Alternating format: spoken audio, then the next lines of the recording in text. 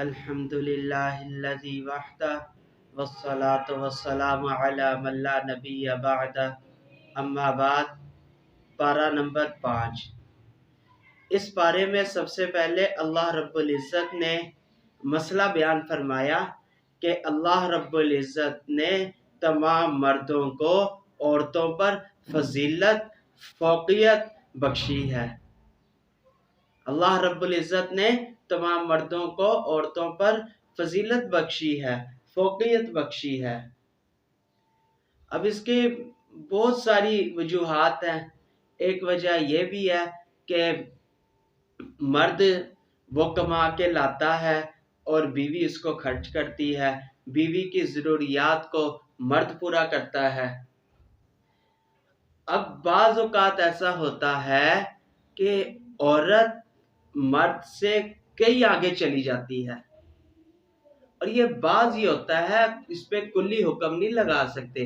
جیسے مثال کے طور پہ ایک ہوتا ہے گاؤں کا پڑھا لکھا، ایک ہوتا ہے شہر کا پڑھا لکھا، دونوں میں فرق ہوتا ہے۔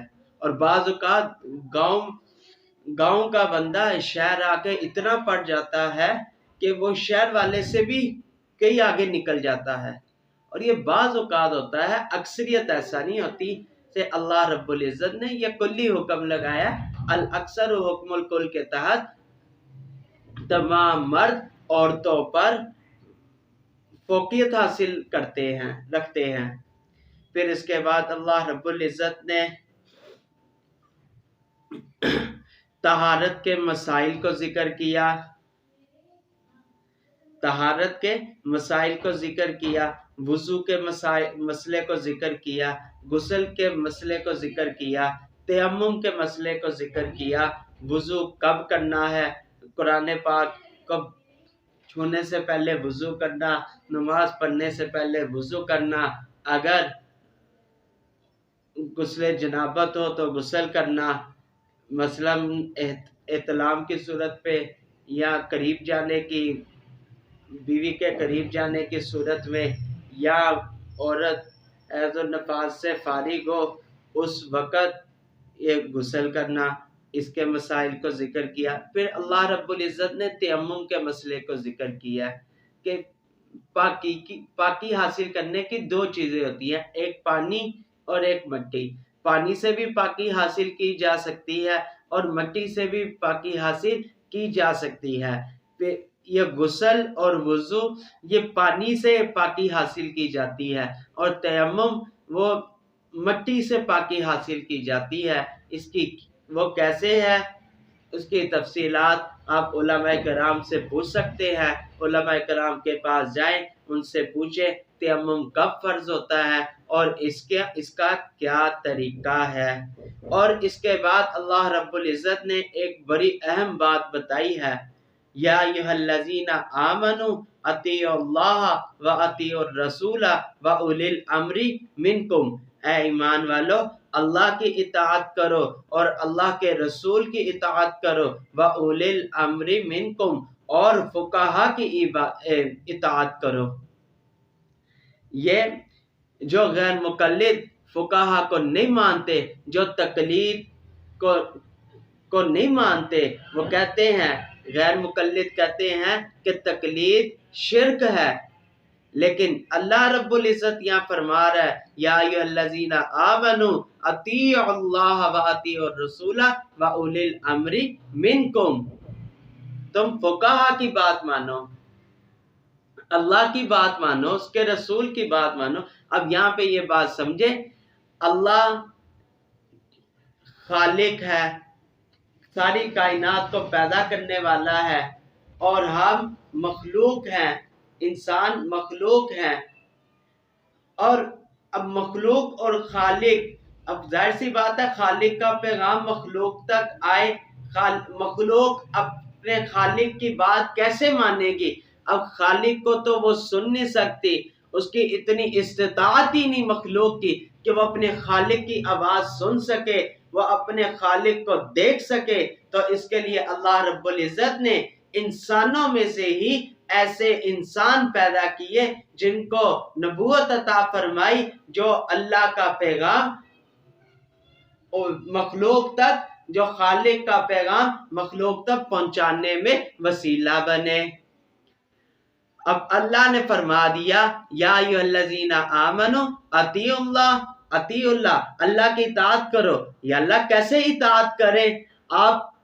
آپ کو تو نہ ہم سن سکتے ہیں، آپ کو نہ ہم دیکھ سکتے ہیں، تو اللہ نے فرما دیا وَأَطِيعُوا الرَّسُولَ، میری اطاعت رسول کی اطاعت کے ذریعے سے کرو۔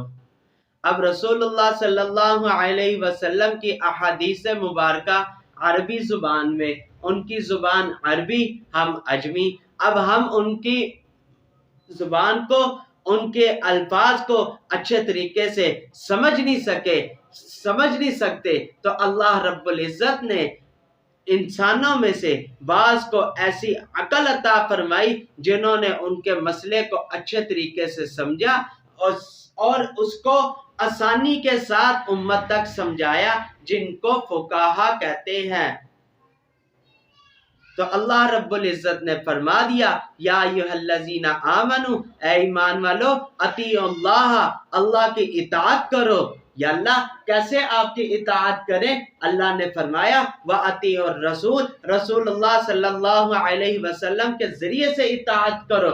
اے اللہ کیسے ہم ان کے ذریعے سے اطاعت کریں؟ وہ عربی، ہم عجمی، ہم کیسے سمجھیں گے؟ وَأُولِي الْأَمْرِ مِنْكُمْ، اللہ نے فرما دیا کہ جو فقہا ہیں، جو فقیہ ہیں، ان کے ذریعے تم رسول کی بات کو، اس بات کو سنو جو رسول اللہ کے پیغام لے کر آئے ہیں۔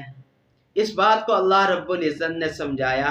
پھر اس کے بعد اللہ رب العزت نے 4 انعامات کا ذکر کیا، جن کا ذکر سورہ فاتحہ میں تھا۔ اہدنا الصراط المستقیم، اے اللہ ہمیں سیدھے راستے پر چلا، صراط الذین انعمت، ان لوگوں کے راستے میں جن پر تیرا انعام ہے۔ اب وہ کون سے لوگ ہیں؟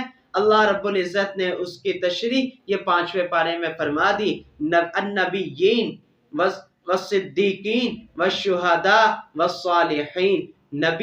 نبیین یعنی نبی، صدیقین یعنی صحابہ کرام، شہداء یعنی شہید، صالحین یعنی اللہ کے نیک بندے۔ اب نبی کی اطاعت، صدیق اور صحابہ کی اطاعت، ان نبی کے راستے میں چلنا ہے اور صحابہ کے راستے میں چلنا ہے، شہداء کے راستے میں چلنا ہے۔ اگر جیسے شہید نے اللہ کے دین کے لیے اپنی جان کا نذرانہ پیش کیا، ایسے ہی ہم ان کے نقش قدم پہ چلتے ہوئے دین پہ جب ضرورت آئے تو ہم بھی دین کے لیے اپنی جان کا نذرانہ پیش کریں۔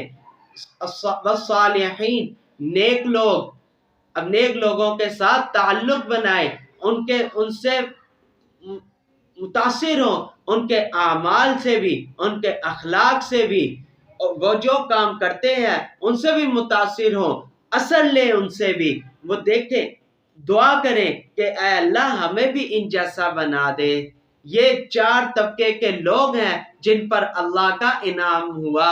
نبی تو اب اللہ نے 4 بتائے، پہلے نبی، اب نبی تو ہر کوئی بن نہیں سکتا۔ پھر دوسرا کیا؟ صدیقین، صحابی بھی کوئی نہیں بن سکتا۔ والشہداء، شہید، اب جہاد ہوگا تو شہادت ملے گی، تو پیچھے بچا صالحین، نیک لوگ۔ اب نیک لوگوں کے ساتھ تعلق رکھو۔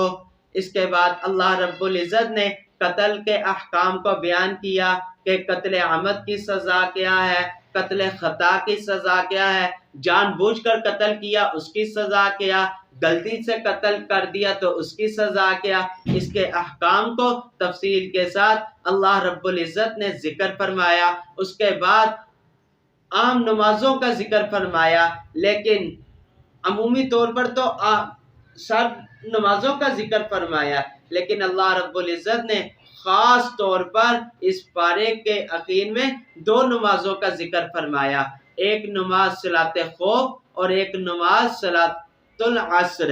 صلاۃ خوف جنگ کے موقع پر جو نماز پڑھی جاتی ہے اس کا ذکر فرمایا، عصر کی نماز کا ذکر خصوصی طور پہ اس لیے فرمایا کہ یہ تجارت کا وقت ہوتا ہے، اس وقت میں لوگ اکثر تجارت کی وجہ سے نماز کو چھوڑ دیتے ہیں، تو اللہ رب العزت نے فرمایا تم صلاۃ خوف کی، صلاۃ عصر کی حفاظت کرو۔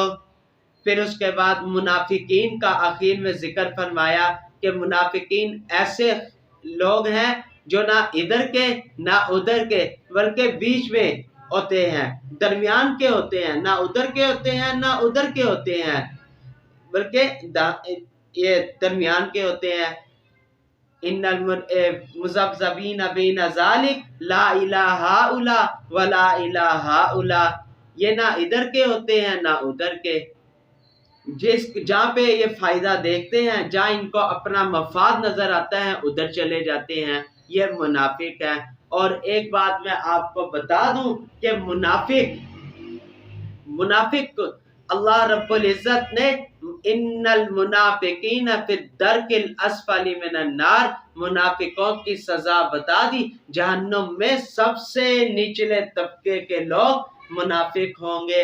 پھر آخر میں اللہ رب العزت نے بتایا ما یفعل اللہ بعذابکم ان شکرتم وآمنتم، کہ اللہ رب العزت عذاب کیوں اگر تمہارا عقیدہ ٹھیک ہے، تم اللہ کی نعمتوں کا شکر ادا کرتے ہو، تو اللہ کو کیا ضرورت کہ وہ تمہیں عذاب دے۔ تو اس سے پتہ چلتا ہے عذاب سے، اللہ کے عذاب سے اگر حفاظت چاہتے ہو تو دو کام کر لو، اپنا عقیدہ درست کر لو، اور دوسرا اللہ کی دی ہوئی نعمتوں کا شکر ادا کرو، اللہ رب العزت عذاب سے محفوظ فرمائیں گے۔ تو اللہ رب العزت سے دعا ہے اللہ رب العزت ہم سب کو درست عقیدے والا بنائے اور اپنی دی ہوئی نعمتوں کی شکر کرنے کی توفیق عطا فرمائے۔ وآخر دعوانا ان الحمد للہ رب العالمین۔